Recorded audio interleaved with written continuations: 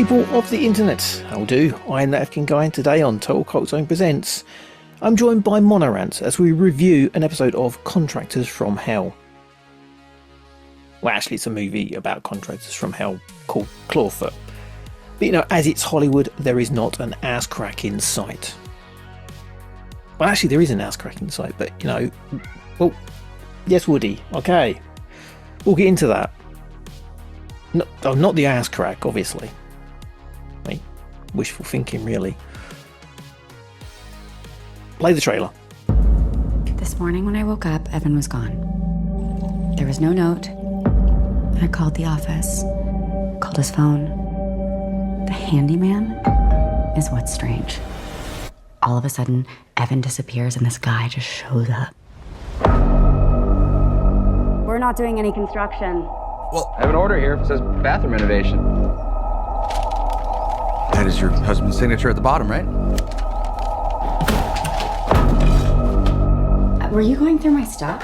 Me? No, never. I'd like you to get out of my room. Right in the middle of a job? I don't think so.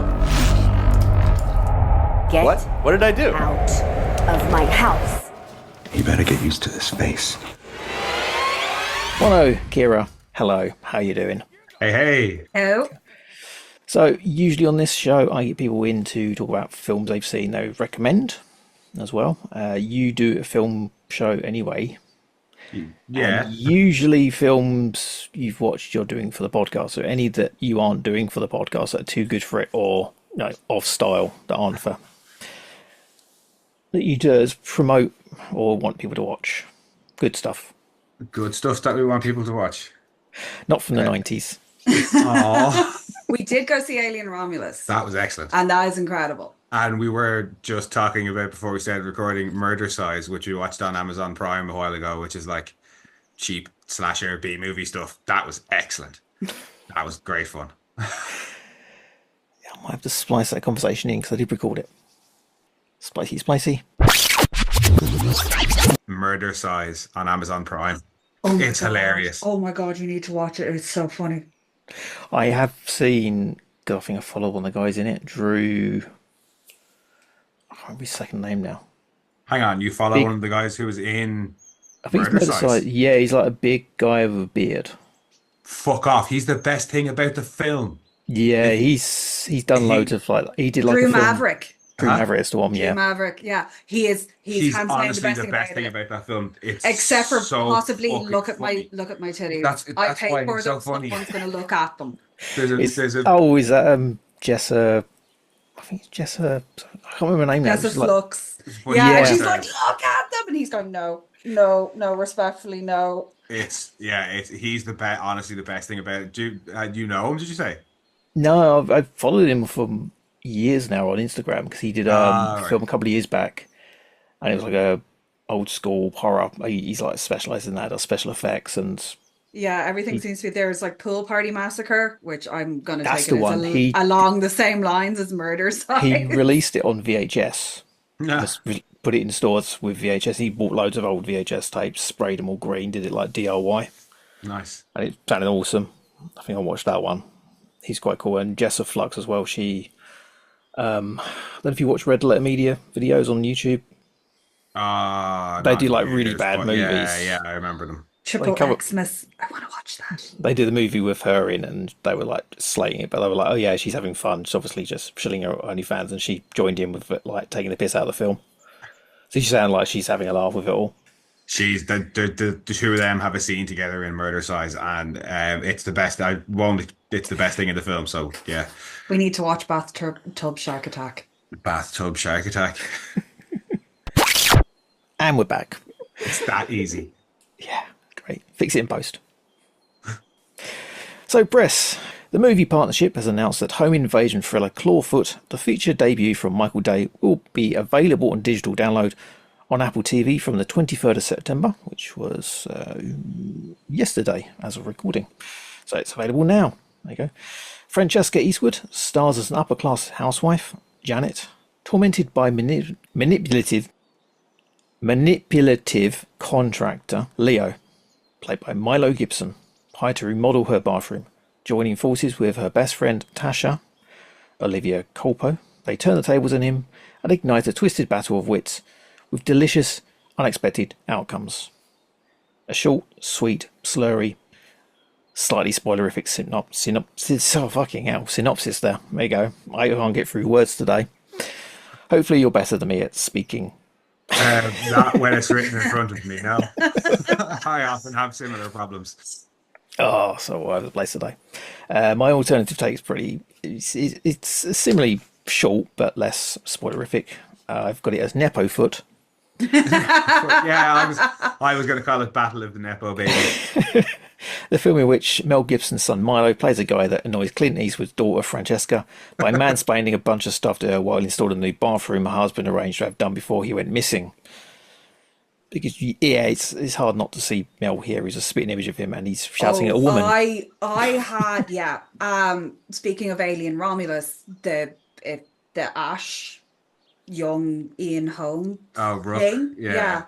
And I spent a good part of the film being like, "Oh my god, that's so weird." Thought he was de-aged Mel Gibson. I really did. Or I was getting like, you look like him, but you're not enough like him.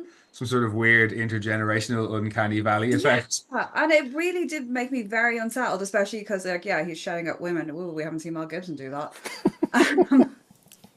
Yeah, he's especially when he gets her by the neck when he's like threatening her at the front door, and I was like, oh my god, you're this close to an anti-Semitic remark. Like the time when he got pulled over by the cops. Oh yeah, no, we yeah. And that took a bit to get used to and be like, it's not his dad. It's okay, he's not gonna come and like kablah at you. He's like a chunkier version. Like if you got Russell Crowe in there as well, a little bit. Yeah, he's a bit like heftier. Mm. But it's not like he's hefty. I wouldn't have placed her as an Eastwood though. No, she's gorgeous. I don't know if you put Clint Eastwood in a blonde wig and squint. Maybe really you hard. could do it with her brother. What? Because put the brother in a blonde wig and yeah, squint. because it's similar age range at least. But yeah, my explanation of it doesn't give much away, but it adds a different level of horror to it. And but I'm sure I'll be being played on here. It's hiring someone to do something in the house and letting them roam around the place without you keeping an eye on them. Yeah. Yeah. She's bad at that part. Touching up on all of the stuff, like just rifling through everything. I kind of liked his just general antagonism towards her from the get-go. Because he gives her no reason to trust whatsoever, but she trusts him anyway. Yeah, and he just kind of barges his way in. Yeah, and installing something they're not actually on board with, the Clawfoot bathtub, which is the titular thing, really. Freestanding bath, which I really like, but would require a huge bathroom. And a lot of floor reinforcements. Family of ours have one, and it's in a really weird angle in the middle of the bathroom. You come in and it's kind of presented to you at a 45-degree angle. Yes, diagonally across the bathroom. And it would cost a shitload to get rid of it because all the pipework and everything has been moved for where it is, and they don't use it because it takes ages to heat up as well because it's a metal bath. Not a style you go with then. No. I like that she goes on a journey with it. Yeah, like the fact that she's like, do you know what? I actually like this. Thank you. I appreciate that. I do. One of the better gags in the film, but I I'll save actually that for the really end. like Francesca Eastwood though, because she's very hard to place. Like even for a lot of the shots, she's face on, and you can't read what's going on her face at all, and you don't know if she's entirely in that reality. I like kind of the. Not a slow drip, but yeah, the kind of what they feed you about her character. So you are like, is she hiding something maybe? Or is it just that she's so off put by him? And then obviously as it goes on, you get more information about both of them. The first half of the film is pretty much Leo and Sam, the contractors from hell, coming into Janet's super shiny domain with shiny white appliances, shiny white clothes, shiny everything, and just making a mess of it, just being there. Their presence dirties up the place. The bolognese, though. Can we talk about the bolognese? I just like That's the like the fact that worst she did part, not almost. That's clear the her most, the bathroom. most horrible bit. Yeah. No, you might have had an issue with the bolognese. I was like, you've just let men in who are going to demo your bathroom and you haven't removed anything from it. Like you put on lipstick and are like, fucking, all right, go for it. And you don't remove anything. Like you have like, and you're worried about them rifling through your things. No, the bolognese was more upsetting for me. Same. I was don't just know, like, she's a it's- silly bitch, you can't cook. Even and that was I was upset with it even before he went and used his dirty hands to pick up raw meat and just throw it into the pan. All the things and there's no water. Oh God. Yeah, that is. I think they do play with the horror of shitty contractors quite well, don't they? So that's the worst part of the film, yeah. Just the bolognese. Yeah. Bolognese. The bolognese. Have I you had like a that bolognese they're being made all- with milk as well? That's Ugh. Yeah.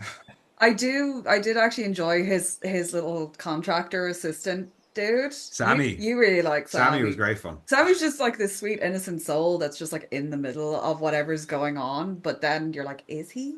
Sammy, Is he as like sweet and innocent as he makes out to be? And his nervousness around her, I adored. his little wistful lunch break is how I'll describe it, I suppose. You know, when they take a bit of a break from the house and he's outside just kind of talking to himself. That cracked me up. yeah.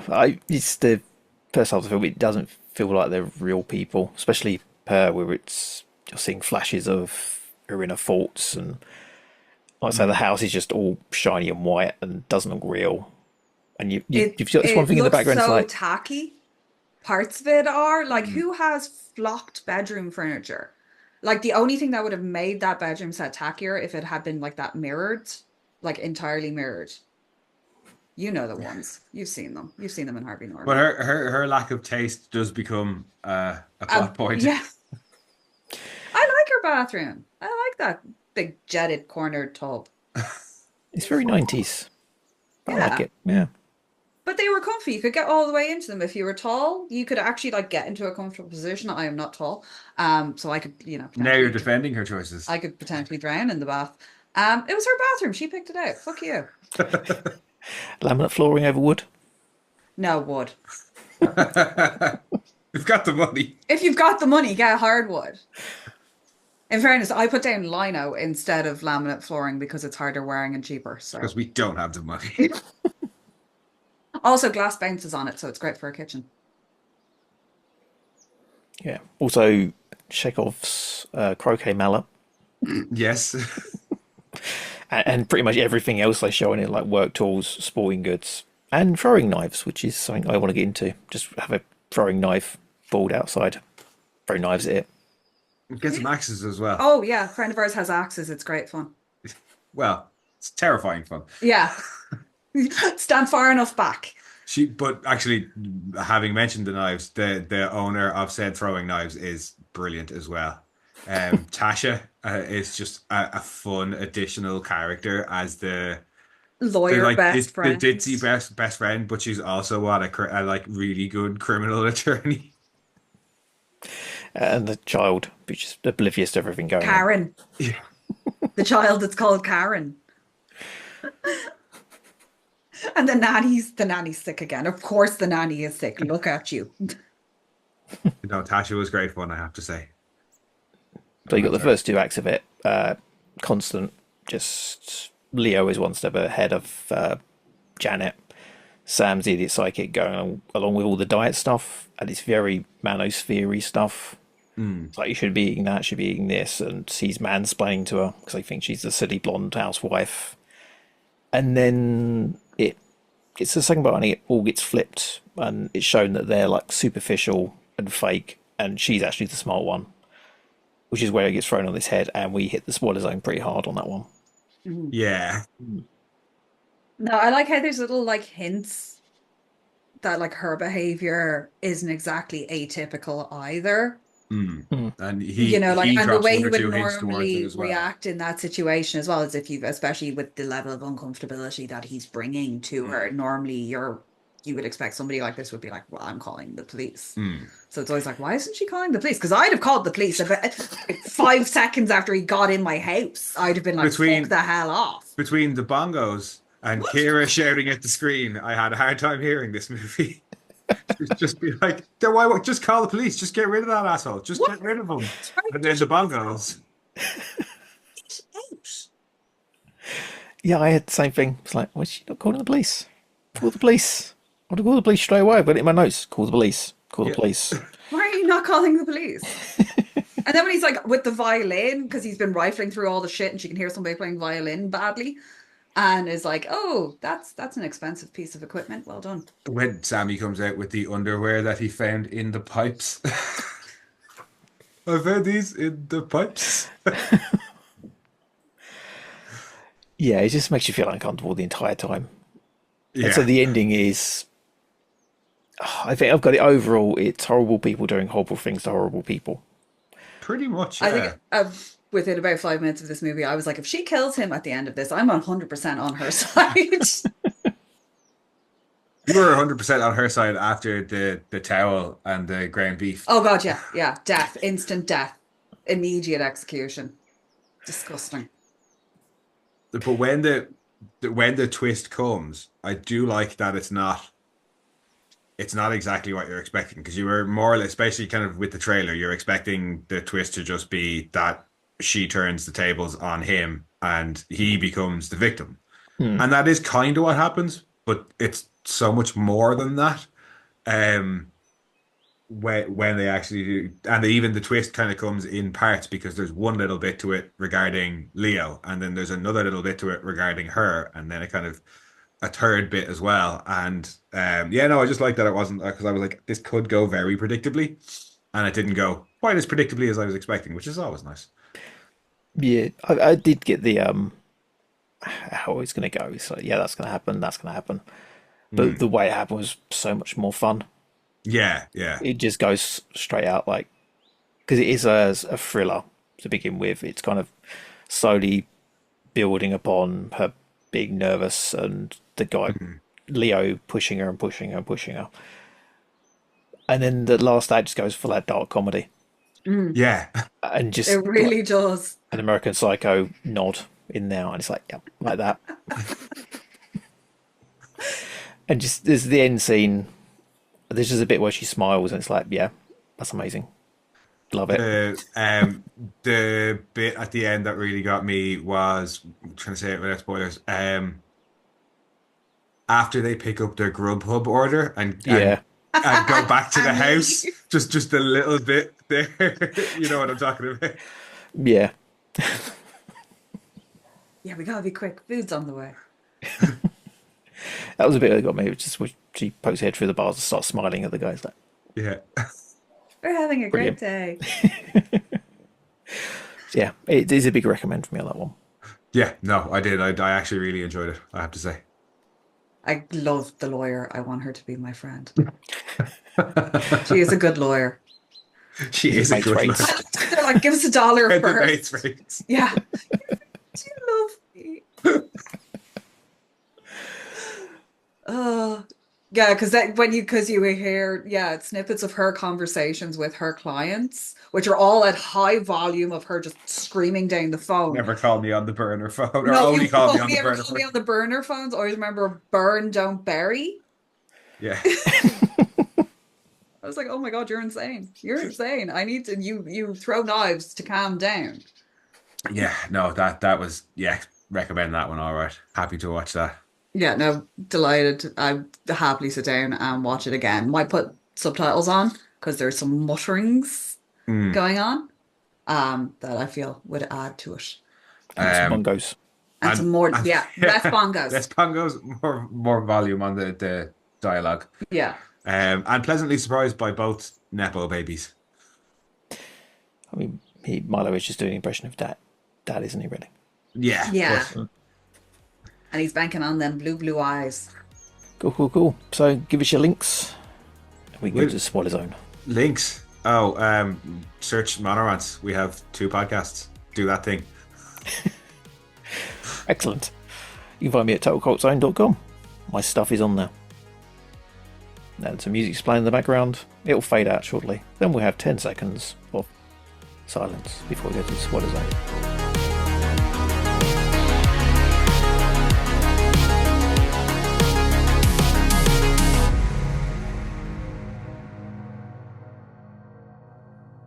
Which is live 10 seconds of silence. So you can hear everything going on in the background. I hear my neighbours speeding down my road. Warning, the spoiler zone will be starting shortly. It's your own fault if you listen and have the film ruined. I mean, you could just watch the trailer and get most of it ruined anyway. We could have told you everything that happened. Really, it wouldn't have changed much. I'm just in it for the challenge, really, these days. So, spoiler zone. Why they had Sammy. I didn't want them to kill Sammy. Especially but the way they lay it out. He's an ex-con. He's trying to go, steady. Nobody knows. Nobody knows who he is. He got a bus there. He doesn't have a phone. It's like, oh, this poor fucker is so dead. He's so And dead. Tasha's like, we need him to make him a sandwich. We can't let him leave. And then when she kills him. It's like, oh no, the Grubhub driver. No, because I fully expected when he hit that garage door opener, that the poor Grubhub driver was just going to be stood there, and it was going to be like this horrific tableau of like her stabbing and your one with the blade, and the driver's just going to be stood there with the boot. But just sticking with Sammy, when he's getting beaten to death with the off screen with the pool ball or the croquet ball, and he's just like screaming, and his last words are, "I love you, Miss." What she called again, Miss Latham. It's just the brilliant culmination of all his little bits of when he's out in the yard talking to himself. Like, hey, you want to go do something sometime? Yeah, it's essentially you find out that great. Janet has tied her husband up, and I thought she contractor had hired. killed him and he was in the boot of the car I wasn't until sure if she he was brought dead or food not. in. Yeah, then we saw the food. Her little bit when she's when he's trying to freak her out by telling her about the home invasion that happened nearby, and she's just like salivating listening to it. And then in her little fantasy, she climbs across the kitchen island and is like telling me about how it cut the skin, and it was like, oh, you're kind of wackadoo. Look at you. And then watching the movie over and over again, and then reliving it. Very, very death becomes her. Yeah. Helen watching Madeline die over and over again. Particularly the bit where she actually kills the husband, where she stabs him a little bit and then goes off and then comes back and is talking to him. Well, after her whole speech, she comes back and she's talking to him, and they talk about the bathtub. And he's like, "What are you nuts? That thing's horrible." She stabs him. Oh.